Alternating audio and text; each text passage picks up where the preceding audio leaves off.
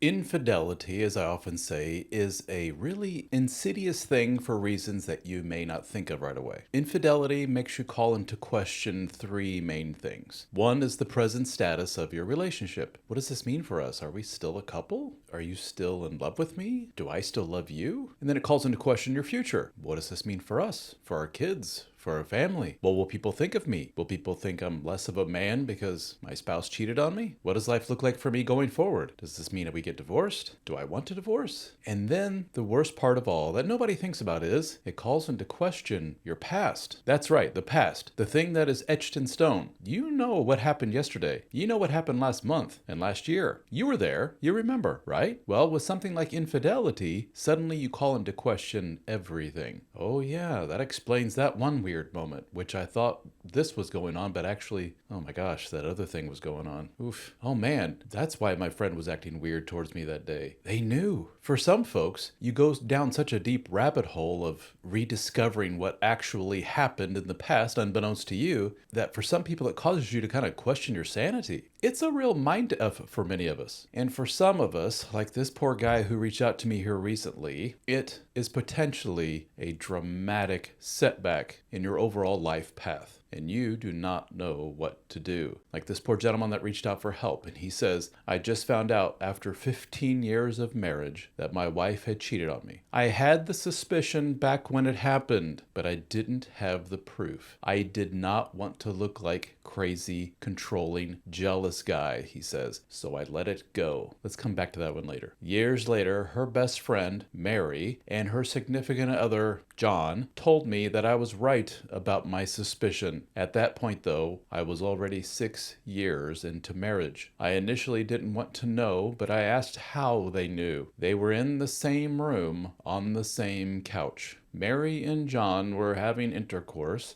while my wife, Sally, and her lover boy, the guy she was cheating with, we'll call him Joe, they were having intercourse on the other end of the couch. I refused to believe it because I didn't think that was something people could do. Now in the present day, I run into Joe while heading out for work. So, to recap, Joe was wife's former lover. He came up to me and told me how he had gave his life to God and that the pastor challenged him to right his wrongs. And he told me that it wasn't just one time that Sally cheated on me. Oh no. It was 3 times. One was protected and the other 2 times unprotected with the goal of getting pregnant. Wow. I have 4 children with her, and I am spiraling, he says. How would you approach this situation? First of all, dude, I am so sorry you're going through this. I can't imagine the pain that you were feeling. I went through my own version of this, which was a very minor league version of what you're experiencing here. Let's, recap. You had a feeling some years ago, earlier in the relationship, that something was a little wrong with your wife, and you didn't act on it. Now, I'm not going to kick a man while he's down here, but this is something we need to explore. If you don't get to the bottom of this aspect of your personality, you're going to do this again. Yes, I mean with different people, but I'm getting ahead of myself. So you had these feelings, you suspected something's up with her, but you stopped yourself from pursuing and questioning wife and saying, what's going on with you? Or I see this thing, or I hear this thing, and it's causing me to think, is there somebody else in the picture here that I need to know about? You didn't want to do that because you didn't want to come across as, in your words, the crazy, controlling, jealous guy. Somewhere along the line, you were told not to trust your own feelings or that you should feel shame for having certain feelings. You don't want to be seen as a bad guy, even though your gut, as we call it, was screaming at you and telling you something's up here, dude. As I mentioned to a lot of guys, and something that I wrote in my book that I wrote for young men called Real Talk, No Bullshit Life Advice for Young Men, I told young men that gut instinct you have, like, whoa, something's up here, it's like an animalistic warning system that we all have deep within us. After all, we are mammals, animals in the animal kingdom. Just because we seem to be the most intelligent animals in the animal kingdom doesn't mean we have lost all of our little animal instincts, including the little alarm system we have somewhere deep buried in our brain, or gut, if you will, that tells us something's wrong here, dude. You're in danger. And unfortunately, a lot of us have been told, don't listen to that. That is just your insecurity, low self-esteem, whatever it may be, bubbling to the surface. Ignore, ignore, ignore.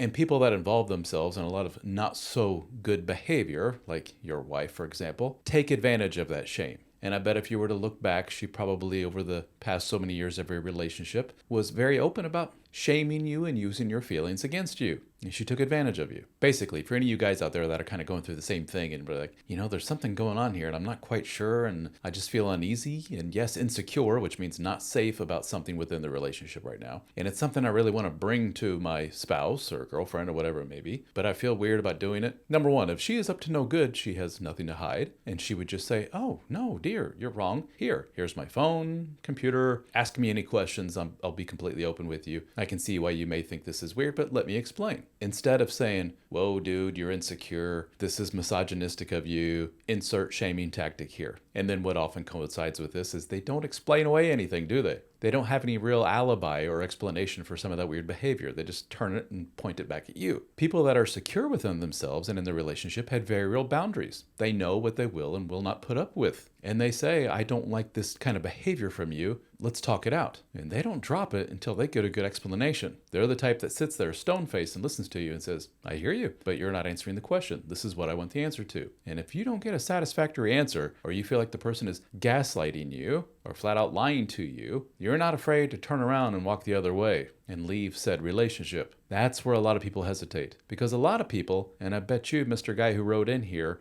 fall into this camp, don't have a good sense of security within yourself, and you don't value yourself very much. Therefore, you feel lucky to have whatever relationship you're in. Even if your gut and everything else is screaming at you like something's wrong here, you just ignore it because I'm never going to get a woman like this again. Scarcity. It kills a person inside, and it leads to a lot of chaos in your life, whether that's professionally, on the job, or with friends, or in romantic relationships. So now here you are, and you have intertwined yourself with some people that are a little bit chaotic, to say the least. You got these friends coming up to you saying, hey, just so you know, we were on a couch with your wife and her lover getting it on side by side so many years ago. Just thought you should know. And you're a little naive and you're just like, I didn't believe it because I didn't think people were capable of such a thing. Dude, I'm right there with you. I was a bit naive when it comes to this kind of sexuality and relationship dynamic stuff years ago before I went through what I did, and then ended up talking to, at this point, like over 1,000 men one-on-one, thousands more via messaging, and women too.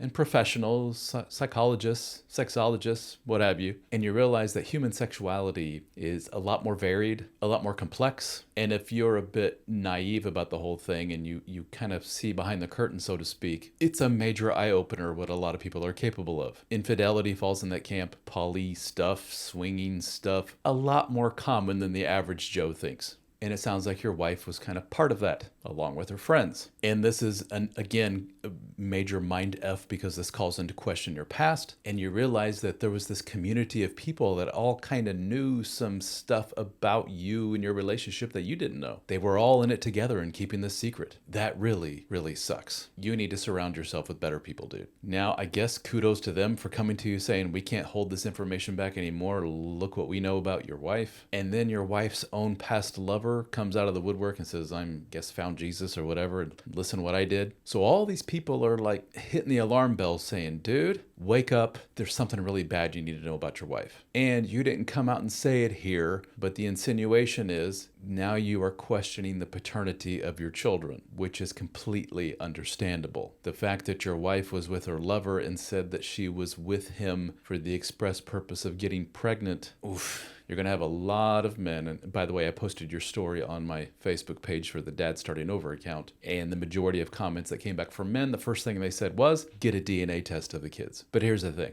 It's easy for us to say. That's the first thing I would say too. Dude, got to make sure these kids are yours. But I guess you need to really ask yourself, does it matter? It's been years now. So obviously you formed a very real bond with these kids. What if you find out that none of them are yours? What does that change? You know you've been deceived. You know you've surrounded yourself with a not very good group of human beings. And the fact is you married one of them. And you know you need to do a better job of listening to your gut and protecting yourself. Now, legally going forward, there may be a benefit. You need to talk to an attorney about this. There may be a benefit to finding out whether or not there is a DNA genetic connection to your kids, whether or not the kids are biologically yours or not. Maybe it behooves you to find out whether or not that's the case. I don't know. Speak to an attorney about this. If it's not obvious this relationship is over, there's no way I or any secure person could continue on knowing what you know about your spouse. You shake their hand and you say, you obviously got some really big problems, and I don't want anything to do with it. I love you. That's why I married you. but we both know giant oopsie here. And you took advantage of me and my good nature and my naivete, but not anymore. And you take whatever information or guidance rather that the attorney gives you and you move forward in life. And you, my friend, are going to need some help. Don't do this alone. Don't do the whole lone wolf and get in your little cave and think you can just tough this out all by yourself. That's a one-way street to depression or worse. Whether it's through our support community or some other support community or therapist, raise your hand and say, I need a little help here dealing with this. Because you do. Any human being going through something like this would need help. I don't care how strong they are. We have a support community that we call the Brotherhood, and we have spoken to men who have been down this road. Go to helpformen.com/join and check it out. We get together for private discussion forums. We get together for live meetings. You can book one-on-one time with myself or other guys on the team. We are all here to help you out, brother. And again, whether it's through our group or some other group, therapy, or a combination of all of them, do yourself a favor and take care of yourself. Get help. It's okay. You're not weak for doing so. So don't be afraid to reach out to me. Any questions you may have, any guidance, I'm here to help you, brother. And that goes for any of you that are watching this that have something similar going on. I do have a free course you can check out, mywifecheated.com, completely free. I also have a book called Divorce Panic, as well as my latest book called Rebuild that you can find at readrebuild.com. That one's right up your alley as well. So we have a lot of resources at Help for Men. Check it out, helpformen.com. And guys, thank you all so very much for watching. Give me a like, give me a subscribe. I would really appreciate it. And I'll catch you on the next one.